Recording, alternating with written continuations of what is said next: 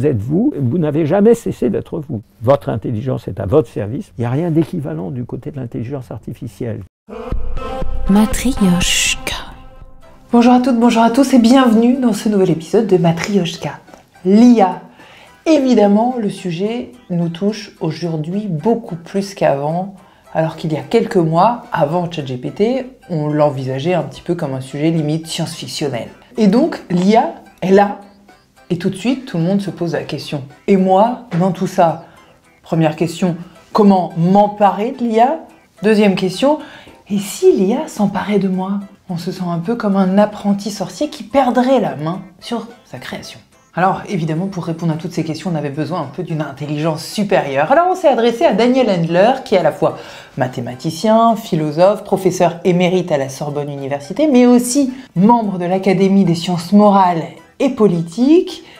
Il a accepté d'être notre matryoshka aujourd'hui. Daniel Handler a commencé à analyser les différentes intelligences il y a un peu plus de 40 ans. Et donc il est en mesure de nous expliquer aujourd'hui qu'est-ce qui active l'intelligence artificielle, qu'est-ce qui anime ma propre intelligence. D'ailleurs, il vient de produire ce livre chez Gallimard, Intelligence artificielle, intelligence humaine, la double énigme. Il les compare, mais aussi il décrypte les différents mécanismes de l'intelligence et ceux de l'intelligence artificielle, quels ont été les différents schémas des différents temps de l'intelligence artificielle. Une première période avec le symbolisme, une deuxième période avec le connexionnisme, et puis ensuite on entre dans une troisième ère. Mais revenons tout de suite au b.a.-ba avec un Daniel Handler qui nous analyse tout ça un petit peu comme un chef cuistot dans une cuisine.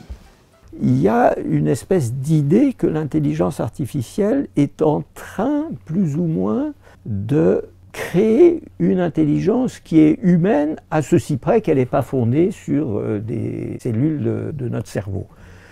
Un peu de la même manière que, au fond, un batteur à mayonnaise à main et un batteur à mayonnaise électrique, c'est à peu près la même chose, sauf que dans un cas, c'est la force musculaire qui propulse votre batteur, et dans un autre cas, c'est la force électrique, mais finalement, ça revient au même, sauf que voilà, c'est l'électricité plutôt que la force musculaire. Là, vous voulez dire qu'on n'est pas des batteurs à mayonnaise? Alors voilà, moi je dis que nous ne sommes pas des batteurs à mayonnaise, mais c'est pas si facile que ça à apercevoir dans l'atmosphère actuelle qui essaye de nous vendre et de nous survendre l'intelligence artificielle.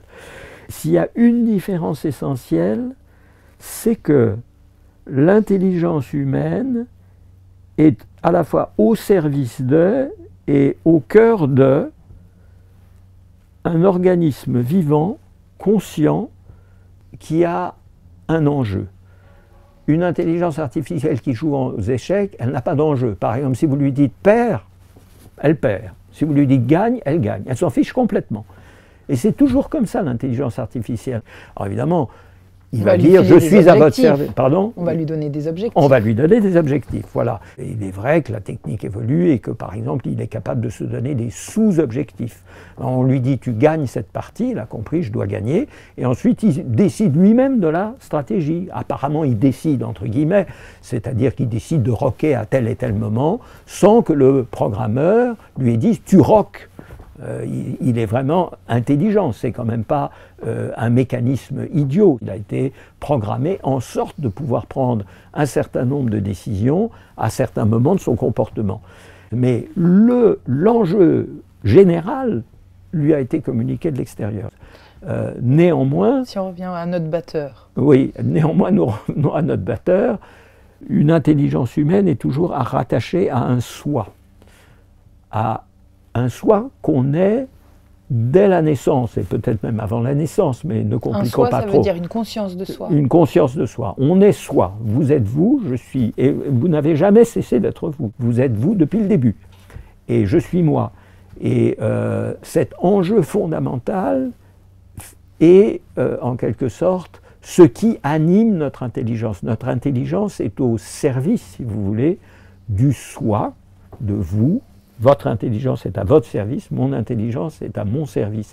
Il n'y a rien d'équivalent du côté de l'intelligence artificielle, qui n'est là que pour opérer automatiquement un certain nombre de choses que nous pouvons faire, nous, avec notre cerveau. Est-ce que l'intelligence humaine et l'intelligence artificielle, on peut dire aujourd'hui qu'elles sont complémentaires, ou est-ce qu'il y a quelque chose de nouveau qui apparaît là? Alors, ça c'est une question très intéressante. Au début de l'intelligence artificielle, ça remonte à, en gros, le milieu du XXe siècle, et même un petit peu avant, mais mettons le milieu du XXe siècle. Donc pendant longtemps, le programme d'intelligence artificielle, ça consistait vraiment, justement, à imiter.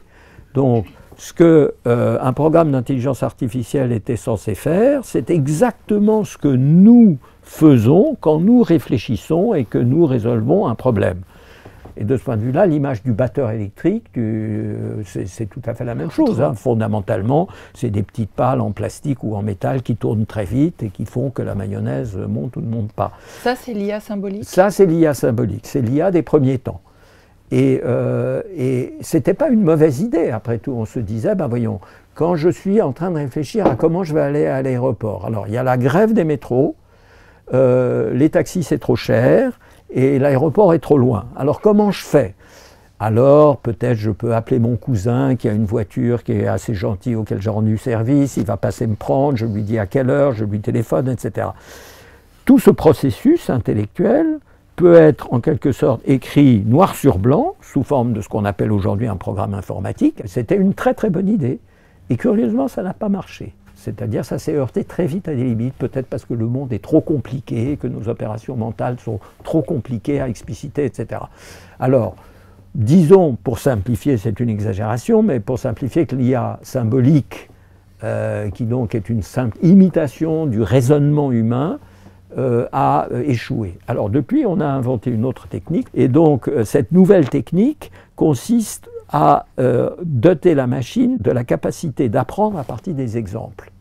Et donc, c'est ça le deep learning, le connexionnisme. C'est ça le connexionnisme qu'on a appelé de connexionnisme dans les années 1980, quand ça a commencé à prendre beaucoup d'importance, néo-connexionnisme, puis connexionnisme, et puis qui a changé de nom, qu'on a appelé deep learning.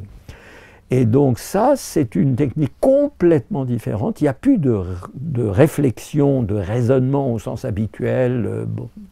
Il y a la prise en compte d'exemples. Le plus simple, c'est d'imaginer la perception. Donc, une façon de reconnaître si quelque chose est une araignée ou quelque chose est une, je ne sais pas, une abeille, eh ben, c'est de compter le nombre de pattes. Ça, c'était l'approche symbolique. On disait, tu prends cette image, tu comptes le nombre de pattes. Si tu en trouves 8, c'est une araignée. Si tu en trouves 6, c'est une abeille ou une fourmi ou je ne sais quoi. La nouvelle technique ne consiste pas du tout à faire ça. On lui demande de regarder des tas et des tas d'exemples. On lui dit ça, on lui montre une image d'abeille, on lui dit ça c'est une abeille. On lui montre une image d'araignée, on lui dit ça c'est une araignée. Et on fait ça 10 millions de fois, 100 millions de fois.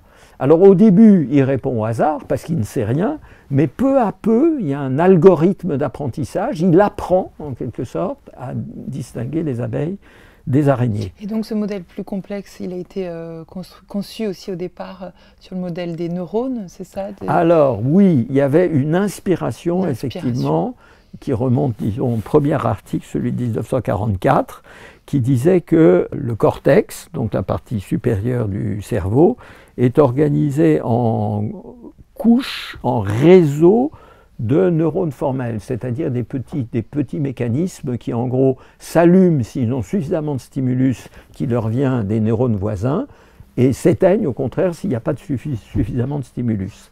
Et on a montré qu'en enchaînant, en constituant des réseaux de neurones, on arrivait, et en les mettant en couches, on arrivait effectivement à obtenir ces machines qui sont des machines qui premièrement apprennent et qui sont essentiellement perceptives. Alors, la question suivante, celle que vous alliez me poser. Non, c'était juste. Non, j'allais vous poser une sous-question avant de poser la suivante à laquelle vous arriviez là. Est-ce qu'on peut dire que cette première ère, cette IA symbolique, elle est plus une sorte de. Si on le comparait à une pensée plus linéaire et que la seconde, elle est plus en réseau, plus complexe. Est-ce qu'on pourrait le schématiser comme ça? Oui, c'est une très bonne image. Voilà. Enfin, une des manières de faire des contrastes, vous savez, on dit approche symbolique d'un côté, en rouge, approche connexionniste en bleu de l'autre côté, et puis on coche toutes les différences. Et une des différences essentielles, c'est que l'approche symbolique est fondée sur un raisonnement linéaire, exactement, une chose après l'autre, même s'il y a des sous-programmes, etc., c'est toujours une chose après l'autre, alors que le connexionnisme est, comme on dit, massivement parallèle, c'est-à-dire que tous les neurones s'actualisent au temps de l'horloge, toutes les secondes ou toutes les 10 secondes, simultanément tous les neurones se mettent à jour compte tenu de ce qui s'est passé à l'étape inférieure. Donc si on récapitule, il y a eu d'abord l'IA symbolique, il y a eu ensuite le deep learning, et aujourd'hui, on est rentré depuis la fin de la décennie 2010 dans une troisième ère, une troisième partie qui combine les deux approches et nous ouvre une porte vers un nouveau monde. Reconnaître une voix, conduire une voiture, détecter une tumeur sur une image médicale. Au lieu d'exécuter les ordres d'un programme, l'IA peut elle-même se nourrir de son expérience. Mais la question qu'on a envie de se poser, c'est aujourd'hui, cette IA générative, comment est-ce qu'elle se dessine en réalité? Il nous explique. Il est en train de se combiner des approches symboliques et des approches connexionnistes ou de deep learning. Prenons GPT-4, qui effectivement a été par rapport à GPT-3 et le premier ChatGPT un incroyable progrès, est en fait non pas un seul grand réseau, mais 8 réseaux, tous de type deep learning très compliqués, ils sont déjà très compliqués, hein, mais ces 8 réseaux dont chacun est chargé d'une tâche particulière. Et l'idée de diviser une tâche en sous-tâches, ça c'est vraiment l'idée fondamentale de l'IA symbolique justement. Donc c'est une espèce d'architecture qui est plutôt une architecture symbolique. On dit toi tu fais ceci, toi tu fais cela, toi tu contrôles ce qu'a fait le premier, toi tu divises en 2 sous-tâches qui seront confiées à 2 réseaux. Ça c'est vraiment symbolique. Et ensuite les sous-tâches... Donc très hiérarchisé. Oui, c'est hiérarchisé, c'est organisé. Et dedans, dans chacun. Voilà. Et ensuite, chacun fait à sa manière, c'est-à-dire il a été entraîné sur des dizaines et des centaines de millions d'exemples. Mais ça raconte quoi, ça? Ça raconte qu'on fabrique de manière assez empirique, et il ne faut pas croire que les chercheurs avaient prévu ce qu'ils ont trouvé. ChatGPT était imprévu. Hein. Toute la série des GPT étaient imprévus, ont été mis au point de manière empirique. On s'est rendu compte que ces réseaux extraordinairement compliqués, on les construit progressivement pour qu'ils accomplissent un certain nombre de tâches, et on s'aperçoit qu'ils accomplissent d'autres tâches. Et ça reste à expliquer en grande partie. Donc là, il y a un vrai travail scientifique, parce qu'il n'y a pas de miracle. Si ces machines font ce qu'elles font, c'est pour des raisons qu'on finira par découvrir, mais qu'on n'a pas encore entièrement découvert. Est-ce que l'intelligence artificielle, aujourd'hui, ça apporte, en même pas 4 clics, en un clic, grâce à ChatGPT, une solution à un problème que moi, je ne serais pas en mesure de régler, et donc ça donne l'impression d'avoir de nouvelles perspectives face à des soucis qui nous paraissent insolvables. On peut toujours imaginer que l'intelligence artificielle, demain, après-demain, dans 10 ans, dans 20 ans, dans 50 ans, aura acquis des capacités qu'on ne peut même pas imaginer aujourd'hui. Il n'y a rien, si vous voulez, dans les réalisations actuelles de l'intelligence artificielle qui nous donne à penser que nous arriverons à ce niveau-là d'intelligence. Ce que l'intelligence artificielle d'aujourd'hui permet de résoudre, c'est des problèmes relativement limités. Si j'ai une flottille de 400 TGV qui circulent entre Paris, Lille, Marseille, etc., et que l'un d'entre eux tombe en panne, et que j'ai 2 conducteurs malades, et que j'ai une menace de grève à Bordeaux, etc., l'intelligence artificielle peut effectivement suggérer une solution plus rapidement et peut-être plus sûrement que pourrait faire ce que faisaient encore récemment et ce que font encore dans une certaine mesure les responsables des réseaux, à condition qu'on lui pose la bonne question, qu'on pose le problème de manière correcte. Alors, mon ami Yann Lequin est parmi les optimistes. Quand on lui dit « oui, mais l'intelligence artificielle, ça présente toutes sortes de dangers dramatiques, la prise de contrôle par les robots, ce qui va arriver quand l'intelligence artificielle surpuissante de demain va tomber entre des mains mal intentionnées, des régimes totalitaires, des fous qui haïssent l'humanité, etc. » Alors, ce que répond Yann, c'est que l'intelligence artificielle ne fait pas partie du problème, mais fait partie de la solution. Et donc dans cet univers de l'intelligence artificielle, comment est-ce que nos cerveaux, à nous, réagissent-ils? Comment s'augmentent-ils? Daniel Endler, qui s'y connaît aussi assez bien en intelligence humaine cognitive, nous explique comment nous développer aujourd'hui en symbiose avec tout cet univers numérique, la numérisphère. Je parle de la numérisphère parce que ça ressemble à la biosphère, c'est-à-dire que c'est quelque chose qui s'ajoute simplement à la planète. La biosphère, c'est tout ce système extraordinairement compliqué des choses vivantes. Ça forme un système qui se surajoute à la planète minérale et froide qui existait avant l'apparition donc du vivant. Et de la même manière, la numérisphère constitue une sorte de couche supplémentaire qui nous enferme tout en nous nourrissant et dont effectivement qui nous envahit de partout et qui fait système. Cette numérisphère, cette forme d'organisation du vivant connexe, en quoi elle est poreuse et en quoi cette numérisphère nous apporte un regard différent? Alors, elle agit par différents canaux, je dirais. Le premier est un canal en fait classique, qui est un canal pré-numérique, qui est celui simplement de l'information. Autrefois, c'était les journaux, et puis avant, c'était les rumeurs, parce qu'elles circulaient, les rumeurs, qui nous informaient d'une certaine façon de l'état du monde. Ensuite est venue évidemment l'ère des journaux, l'ère de la radio, l'ère de la télévision, et alors, ce qu'ajoute la numérisphère, évidemment, c'est une multiplication par un facteur incalculable des nouvelles qui arrivent, d'abord en quantité, mais aussi en étendue. Donc nous sommes envahis. Est-ce que, justement, tout ce dont on parle, ce surplus d'informations, cette société, par voie de conséquence, un peu de transparence, enfin tout ce que ça implique, est-ce que juste d'un regard un petit peu plus biologique, scientifique, ça fait aussi changer nos cerveaux. On ne sait pas très bien la manière dont, au niveau, disons, du fonctionnement cérébral, l'exposition au numérique nous impacte. On sait en revanche, à un niveau, disons, plus global, qu'il se passe quelque chose d'assez dramatique. Ce dont on parle beaucoup, c'est la question de la capture de l'attention et la fragmentation de l'attention. Nous sommes constamment sollicités par nos téléphones portables, qui nous envoient des notifications à tout moment. Nous avons eu un like par ici, nous avons un Instagram par là, etc. Et donc ça impacte Ça impacte notre capacité de faire attention à un cours que nous écoutons, à une lecture, même à un film. Ce que vous dites, c'est que l'usage a un impact direct sur la façon dont on se façonne.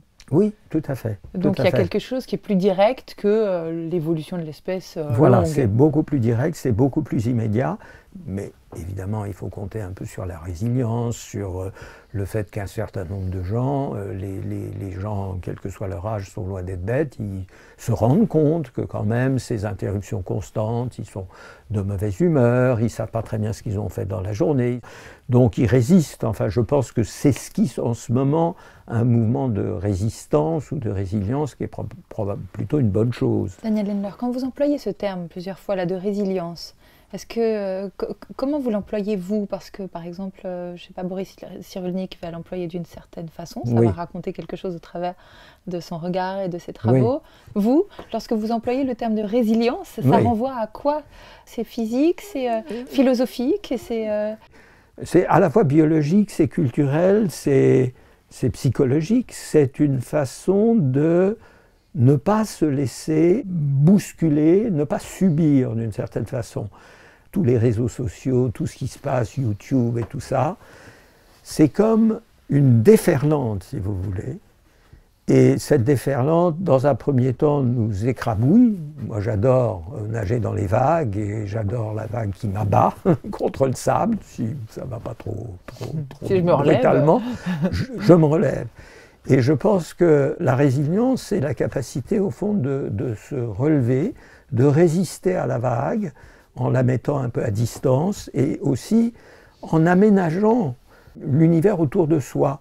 La poche dans laquelle nous vivons, on l'aménage de la même manière qu'on aménage son bureau, sa cuisine, sa chambre à coucher, de manière à ne pas être trop dérangé, trop bousculé. Et donc je pense que d'aménager en quelque sorte son environnement immédiat, de manière à ne pas subir de plein fouet cette agression, si l'on veut, ou cette déferlante, ce tsunami du numérique. Daniel Handler, par rapport à cette question qui est dans le contexte actuel, en quoi l'univers numérique façonne un peu notre espèce, vous parlez de la question de la tension, qui est un sujet réel. Est-ce que vous en posez un autre? Il y a la question de, alors les classiques, mais parlons-en, de ce qu'on appelle parfois l'obésité informationnelle, c'est-à-dire le fait que nous pouvons absorber une quantité d'informations très supérieure à ce que nous devons traiter. Une chose très importante est de se rendre compte que chaque fois dans l'histoire de l'humanité que le coût d'une ressource change de manière massive, ce n'est pas simplement une augmentation de 10% ou un doublement, mais une multiplication par 100 ou une division par 100, tout notre environnement, toute notre culture va basculer. Et ce qui était cher, encore quand moi j'étais jeune, c'était l'information, et aujourd'hui l'information ne coûte presque rien.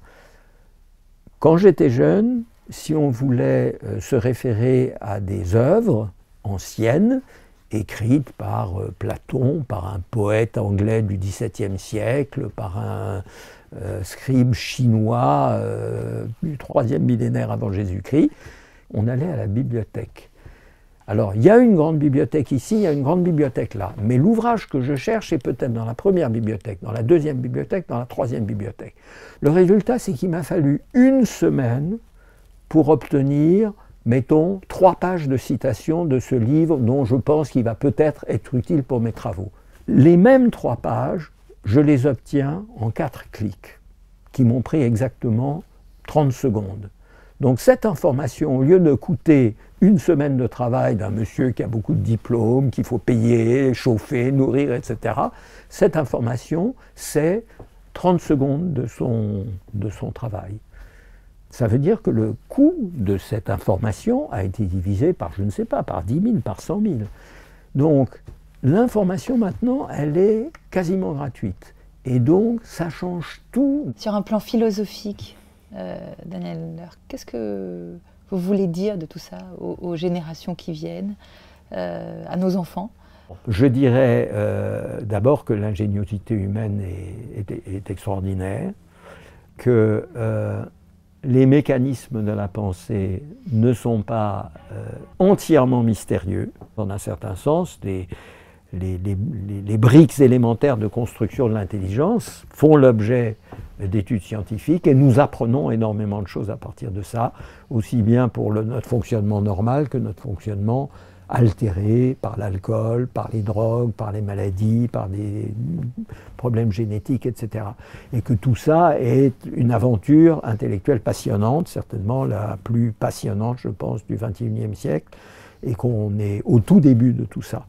Et donc j'encouragerais volontiers les jeunes à s'y intéresser. Je pense que une chose que nous permet, que nous facilite Internet et l'intelligence artificielle, la numérisphère en général, c'est de multiplier les points de vue. Pour bien comprendre, et pour comprendre ce qu'on comprend et comprendre ce qu'on ne comprend pas, il faut croiser les points de vue. Et ça, c'est beaucoup plus facile grâce à la numérisphère et grâce à l'intelligence artificielle. Avec quand même un petit danger, c'est que les outils d'intelligence artificielle, et on le voit déjà pour ChatGPT, affaiblissent nos capacités intellectuelles les plus importantes et nous fassent même oublier, perdre la notion de l'effort intellectuel qui est le seul qui nous permette de grandir et d'avancer. Et par exemple, quand on me dit ChatGPT dans l'enseignement ou ChatGPT en matière de droit, etc., c'est formidable pour faire un premier jet. Parce qu'effectivement, tout le monde sait que le premier jet, c'est ce qu'il y a de plus pénible. La page blanche, c'est terrible, on ne sait pas par où commencer, etc. Et on dit que ChatGPT va le faire pour vous. Ben oui, mais ça, justement, c'est ça qu'il ne faut pas demander à ChatGPT, parce que c'est ça, apprendre à penser. C'est ça, apprendre à passer d'idées plutôt dispersées, un peu contradictoires, un peu vagues, etc., à quelque chose de construit. Un grand merci Daniel Endler de nous avoir accordé ce temps pour nous expliquer la complexité de l'univers de l'intelligence artificielle et donc face à cette complexité, à nous de ne pas tomber dans la facilité et de continuer à nous augmenter. Merci infiniment à vous tous de nous avoir suivis. Surtout, n'oubliez pas de continuer à partager nos contenus sur les réseaux, sur YouTube. Et moi, je vous dis à très très vite pour un nouvel épisode de Matryoshka. Salut. Matryoshka.